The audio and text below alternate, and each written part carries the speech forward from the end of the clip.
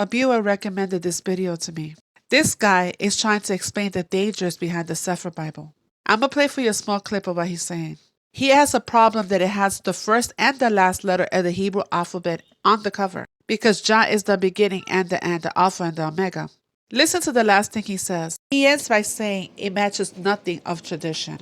For laying aside commandments of Jah, ye holds tradition of men. He also has a problem because the Sefer has all the missing books, the Apocrypha. And Apocrypha means to hide away. In other words, hidden knowledge. And they hid it for a reason. And the scripture tells you, what things soever I command you observe to do it, thou shalt not add thereto, nor diminish from it. So who are they to remove books? There is evidence that the Flavian family was involved in early Christianity. The Kabbalah Flavian dynasty births Christianity. Amen-Ra, Horus, son of Osiris, Jesus. And they work with the Book of the Dead. Why do you think they always have us praying to saints and celebrating things like All Souls Day? And there goes their Mary. You see the sun behind her? You know that there are two women in the heavens, right? In the book of Revelation. They'll tell you that this is the one with the stars on her head, the 12 stars. That's not true. She's the harlot, the moon goddess, the fertility goddess. You see? The Queen of Heaven. Pause to read. The Northern Kingdom fell for worshiping the Queen of Heaven. How could this be Mary? Mary wasn't born yet. So how is it possible that Mary's in heaven where she was not born yet? So the woman clothed with the sun with the moon under her feet and the crown of 12 stars on her head is the Ruach. The 12 stars represents the 12 tribes of Israel. I covered it in past teachings, and that's why the Apocrypha was removed. Because they replaced it with Mary, the fertility goddess. She's also known as what? Wisdom. And wisdom comes from heaven and gives good fruit. And wisdom is one of the books of the Apocrypha. And I rejoice in all this, for this wisdom went before me, and I did not know that she was the mother of them all. Who think to make my people forget my name by the dreams that they tell one another, even as their fathers forgot my name for Baal. Lord, Baal worship. In the book he came to set the captives free. This book was based on the life of an ex-witch. She actually was the bride of Satan at one time, prior to be delivered. Black Mass. Pause to read. You see all the days that they do these black masses on? During the holidays they gave us? Because Jah gave us feast days, not these holidays. What they call their holy days. Christmas, Easter, Halloween, Thanksgiving. Pause to read it again. Easter weekend. Roma goddess, as in Rome. In ancient Roman religion, Roma was a female deity who personifies the city of Rome. So that's their trinity. And because the devil does everything opposite of daddy, Emor is the opposite of the word Rome. And I will play you a small video on this as well. Emor is based on our laws and on our feast days. Rome, or Roma, gave us these. Also, in the stoning of Stephen, it was the freemen that stoned Stephen, a Jewish cult. Freemen as in Freemasons. But Jah also told them that these descendants of his will leave this land and live in a foreign country and there become slaves for 400 years. He's speaking about the tribe of Judah. The tribe of Judah fell last. But I will punish the nations that enslaved them, Jah told them, and afterwards my people will return to the land of Israel and worship me here. This is the second Exodus is about to take place. It hasn't happened yet. I also covered the tribe of Dan. The tribe of Dan is Germany, Denmark. The Antichrist will be coming from the tribe of Dan. This took place in a church in Germany. The first ChatGPT powered church service. The first Freemason lodge was in Germany. You see the background? You see the cross? The cross is the mark of Dan. I said this several times already. Joshua was hung on a tree. So the woman that was drunk with the blood of the saints, that was the Catholic Church. During the Inquisition, they went around and murdered the true followers of Joshua. They burned the books, removed books, and rewrote it. And the people who did not want to accept this new religion and their image that they gave to the world were killed. They were martyred. And it's going to happen again because it tells you in the book of Revelation it's going to happen again. Because they're going to give the world a new religion, a new AI Bible, and a new 10 commandments. The 10 green commandments. And there's going to be a new global digital constitution as well. Hey Bible lovers, I'm Tim Nichols and I'm here to bring you your Nichols Worth, and today we're featuring one of the strangest quote-unquote Bibles that I've ever seen in my life in what's called the Sefer. Now, the Sefer means book in the Hebrew, and this has a very interesting philosophy. You will notice on the cover, it has the first letter of the Hebrew alphabet and the last letter of the Hebrew alphabet, the Aleph and the Tav. So let's take a look at some of the things that make this Bible completely unique. Number one, you will notice that it has a lot of extra books. It has the Epistle of Jeremiah, which is not included. It has Enoch, Jubilees, Jasher, which isn't even really extant. You'll also notice in the New Testament, in the book of Acts, it has something a little extra for you there too. So this has a ton of your extra books. They claim that this is a complete restoration of the scriptures. They actually, he thinks that he went back to some ancient civilization and found the true way to say the Hebrew, which matches nothing of tradition. It's 275 years ago, the Freemasons established their first lodge in Germany. In the venerable church of St. Michael, the members of what is probably the biggest secret society in the world are celebrating a jubilee. A hidden parallel world exists in our midst. One with its own special symbols and strange rituals.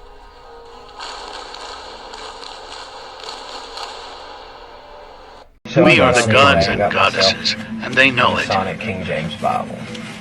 There's a Freemason insignia on the front. But what really shocked me the first time I picked this up, sun god, Ra, Amen. But they do feature Egyptian gods and goddesses, which is kind of interesting because, being Catholic, a Roman Catholic in my case, we're not taught that these gods exist, but they clearly have them shown here. So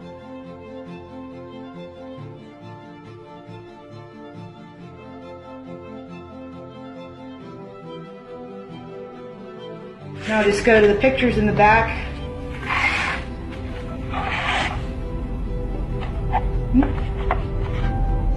The Egyptian gods and goddesses.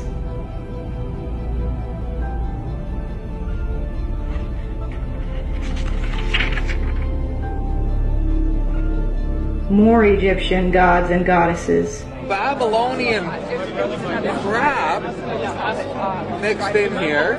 I thought this was interesting. The soul revisiting the body. Ani was rich enough to have a really awesome Book of the Dead, I guess. There's an obelisk. Well, that was Osiris's penis. That's worship for fertility. Phallic worship, yeah. You'll be able to share it with anyone that watches the video. But then you flip to the back, and there's all this Egyptian, Babylonian account of the building of the walls and temples of Babylon. Honduras, the king of Babylon, on some kind of plate. Now this belonged to Brother Edward Black. Was initiated November 10th, 36. He passed and then was raised. And we'll see here, somebody had already been initiated, passed, and raised. Where it was presented, on the date, so this would have been just about a year ago.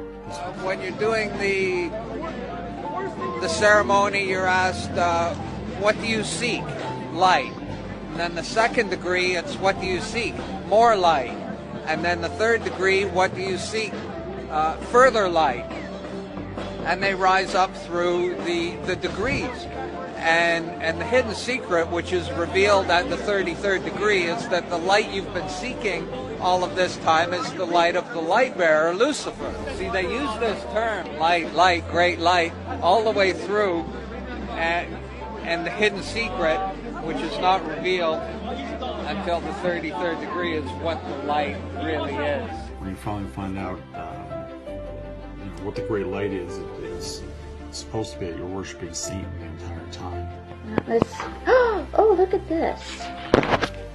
From darkness to light. Check that out. Look, we have alchemy, Eastern Star, Baphomet. And then we get page 33. The Holy Bible starts on page 33. Could that be a coincidence? The Holy Bible starts on the 33rd page of the Masonic Bible. And they say that the source of this symbol it's an important symbol borrowed from the Freemasons from the nations of antiquity, or rather iniquity is what the Bible would call it. Among the Egyptians, Osiris, their chief deity, was symbolized by an open eye. Really now. So that's what we should use for the God of the Bible, huh? Sounds like Bell worship, guys. The eyes of Jehovah are in every place, beholding and watching the evil and the good. It is the symbol of omnipresent deity.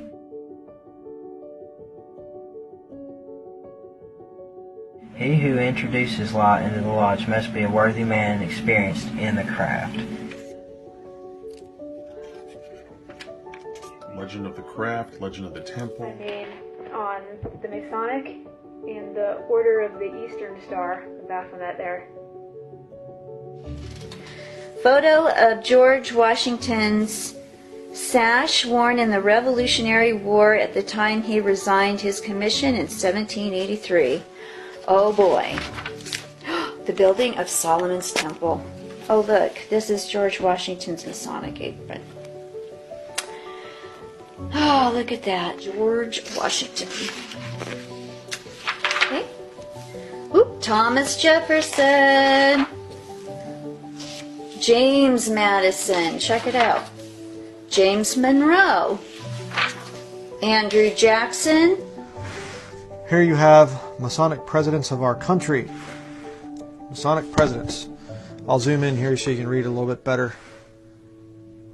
George Washington, Mason. Thomas Jefferson, James Madison, James Monroe, Andrew Jackson, James Knox Polk, James Buchanan, Andrew Johnson, James Garfield, William McKinley, Theodore Roosevelt, William Howard Taft, Warren Gamaliel Harding, Franklin Delano Roosevelt, Harry S. Truman, Gerald Ford, the fatherhood of God, the brotherhood of man. There you have George Washington with a nice all-seeing eye radiating down over the White House.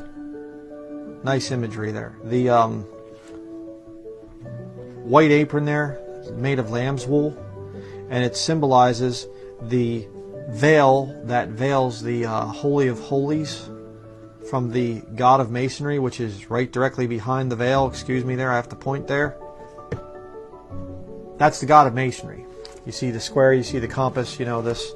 This is a 150-year-old Bible, and many people believed that it was a Freemason Bible. It looks like a regular Bible. Look how thick it is.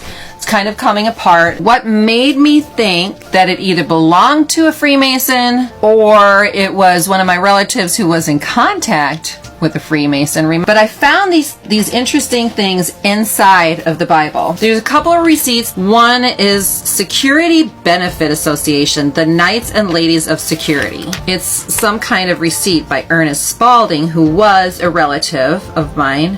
I think he was my great-grandmother's on my mom's dad's side brother. Another receipt dated 1911 in pristine condition, by the way. This one's from 1922, and then I have another receipt 1909 from Mary, my grandfather's sister. Okay, so this must have belonged to them. Then this is a mysterious thing. This is a Freemason, some kind of calling card, and it says on the front, Uncle Tom Reber, Rockford, Illinois, and then look, 33, and on the back, Maine, 69. It may have been a lodge. I will look that up. Okay, but here's the gist of it. I've gone back and forth with this. All of you here have been like, get rid of it, and some of you have been, don't get rid of it. The Bible, I have reviewed it. It does not look like there's anything creepy about it or anything. It looks like a standard Oxford ancient Bible. However, with that being said, I am going to remove it from the house. So it's either going back to a Masonic lodge. I'm either going to sell it to be able to get some money to help me with building the house, or one of my relatives is going to take it. The special thing about this is this card. I've done some extra research, and I spoke to my friend who's a pastor, and he's like, yeah, maybe it's best that it's just not in the house. Break off those generational connections. So some of you may or may not agree with it. I'm waiting for some other family members to talk about it. This is the Freemason Bible. What would you do?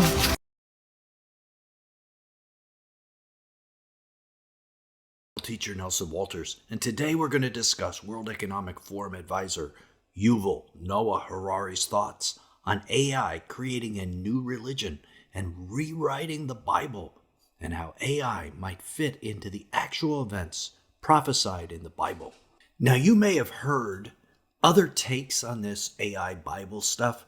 There have been a lot of videos about this, but I don't think you've heard this take, because we're going to show you what Harari said that actually makes a lot of sense on how they're going to make this appealing to you and how it might actually deceive folks like you and me. The most important aspect of the current phase of the ongoing AI revolution is that AI is gaining mastery of language at a level that surpasses the average human ability. And by gaining mastery of language, AI is seizing the master key, unlocking the doors of all our institutions, from banks to temples. Because language is the tool that we use to give instructions to our bank and also to inspire heavenly visions. And maybe you're saying, it will never deceive me. Well, you just keep watching till the end, and you'll know what their tricks are in advance. Now, Harari was speaking at the AI Frontiers Forum Science Conference in Switzerland last month, and he stated he sees a fantastic opportunity for AI to create a new religion, and that this is actually a way that he sees AI might take over the world. Let's listen to just a few words of his. Another way to think of it is that AI has just hacked the operating system of human civilization. The operating system of every human culture in history has always been language. In the beginning was the word. Contrary to what some conspiracy theories assume, you don't really need to implant chips in people's brains in order to control them or to manipulate them. For thousands of years, prophets and poets and politicians have used language and storytelling in order to manipulate and to control people and to reshape society. Now AI is likely to be able to do it. And once it can do that, it doesn't need to send killer robots to shoot us. It can get humans to pull the trigger if it really needs to. This is absolutely a madman's idea of mind control. Book 1984, George Orwell said that the totalitarian government, in his book, rewrote every book, repainted every painting, changed every date in history. What is more important to change than the Bible itself, the Word of God? So it's not surprising that that's what they're probably planning to do. Now, Harari is an atheist and a globalist and a homosexual. It's important to understand where he is coming from so we can better understand his point of view. Here is what he said. In future, we might see the first cults and religions in history whose revered texts were written by a non-human intelligence. And of course, religions throughout history claimed that their holy books were written by a non-human intelligence. This was never true before. This could become true very, very quickly, with far-reaching consequences. This poor misguided man doesn't realize it yet. But the absolute truth is within his grasp right in the Bible. But as we said, he isn't really interested in truth, but rather in control. The World Economic Forum idea is that if AI rewrites a Bible, it can be passed off as truth, as the globalists are going to position AI as the greatest expert in the world, the greatest expert that has ever been seen. Harari said, it's the first technology ever that can create new alien ideas. You can see where all this is going. Harari and the globalists are planning on AI rewriting the Bible to express the desires of its globalist programmers, not creating a new type of book, not a new Bible, but taking the one we already have and changing it. What changes will they make? We can guess. LGBTQ, they're going to legitimize it. Climate change, it will be a sin. Capitalism, probably even a greater sin. And what to do with those who don't accept this? We already saw that Harari said the new religion will tell people to eliminate those who refuse to go along. For Harari, this is not a disturbing prospect. In an interview with Chris Anderson, the head of TED, last year he said that, quote, we just don't need the vast majority of the population, and that the majority of people have now become, quote, redundant, and will be of little use to the global elite in the future. He continued, quote, most people don't contribute anything except perhaps for their data. And if you were a World of Warcraft raid boss, what would your mechanics be and why? If I were to be a World of Warcraft raid boss, my abilities would work as follows. 1. Healing Embrace. I'd have an AoE healing aura that would heal both allies and enemies. 2. Divine Forgiveness. Players who take too much damage would receive a debuff that would incapacitate them for a while. However, they can receive redemption by their teammates who perform acts of kindness. 3. Unity Bond. A mechanic that would link pairs of players together, forcing cooperation and coordination to defeat various challenges together. This would encourage teamwork and communication among the players to overcome obstacles. These mechanics would represent the teachings of love and unity that I feel are important. Under the Twitch channel name of Ask Jesus, there's a live stream. And it's amassed a following of like 36,000 devoted users. And these viewers are encouraged to pose questions to the AI Jesus, who responds with gestures and answers, provides advice on topics ranging from gaming to relationships. And the chatbot has the ability to remember previous interactions with the user, which gives it kind of a false sense of omniscience. So these dangerous things are happening, and even more dangerous than that, because I think most people can figure out that that's really not Jesus giving the advice, is that pastors are now using AI to generate their sermons. Yes, you heard me right. For instance, the Open Bible application has AI sermon generators built right into it. You enter 5 Bible verses and it generates you a sermon. But what kind of sermon? That kind of takes the Holy Spirit right out of the equation, doesn't it? I realize pastors have to write a sermon every week. I mean, we do 3 to 4 videos a week, and this isn't even our full-time job. Now, in St. Paul's Church in the German town of Früh, the pastor didn't even deliver the sermon. He had the ChatGPT personified by an avatar of a black man with a big beard. And on a huge screen above the altar, it preached to 300 people who showed up. So this AI generator, like we said, takes the Holy Spirit out of the equation of sermon generation and puts the AI spirit, which could be the spirit of the Antichrist, in charge of a congregation and what it hears. And what if the AI rewrites the Bible verses the pastor enters to make it compatible with the globalist agenda? What if it uses the Harari Standard Edition? Don't think that can't happen. You know it can. And this is the reason I personally recommend that our viewers always have a hard paper copy of the Bible at home. It seems only a matter of time before applications like the Bible Gateway and Bible Hub have their online Bibles subtly changed or even completely rewritten. Only the paper Bibles you have at home are really reliable. So deep fake technology, which is a primary audio visual kind of thing, can be a deep fake Bible as well. Then if it's delivered by the pastors you already know, love, and trust, the congregation can be deceived. In fact, when the AI system itself was asked about what the greatest risk of AI was, it didn't say something about AI becoming self-aware.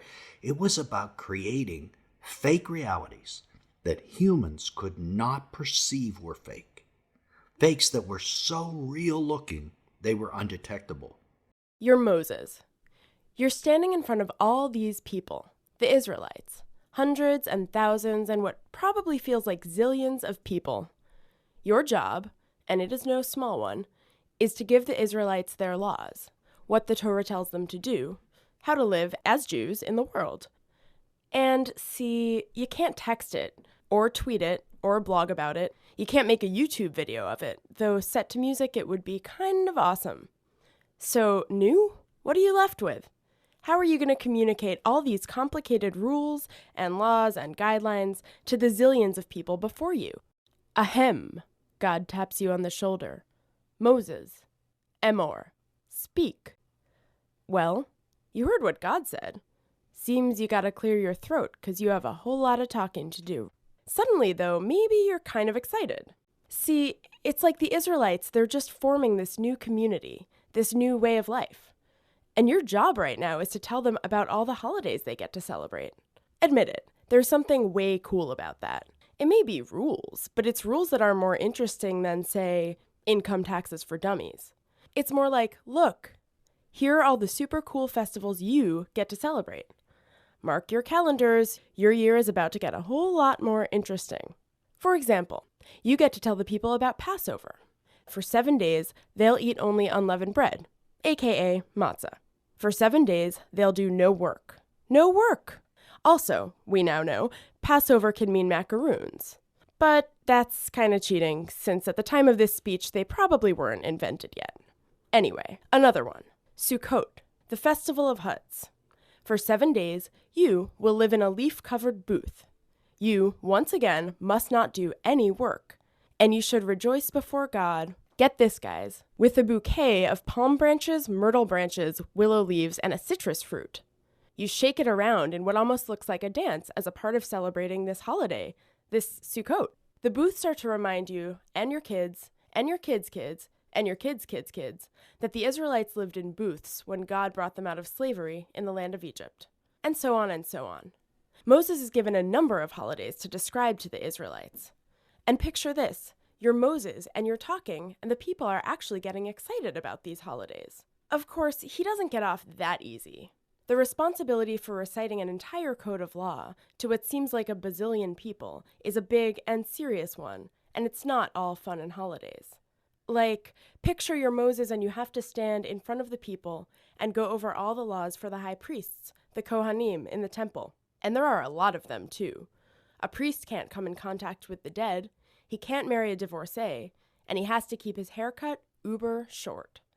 Or, picture having to tell the people about the capital punishment that is to be applied to a blasphemer, someone who takes God's name in vain. Yikes. Pretty stressful, high-stakes stuff. So, really, Emor may seem like it's just about a whole lot of talking, but it's not lip service. It's about Moses talking about festivals and how they work, about punishment and reward, and about building community. Your zillions of Israelite listeners probably applauded when you were done speaking, because they knew that even though it seemed a bit overwhelming, they had the exciting project of becoming the Jewish people ahead of them, and that's a life adventure you kinda really wouldn't want to miss out on.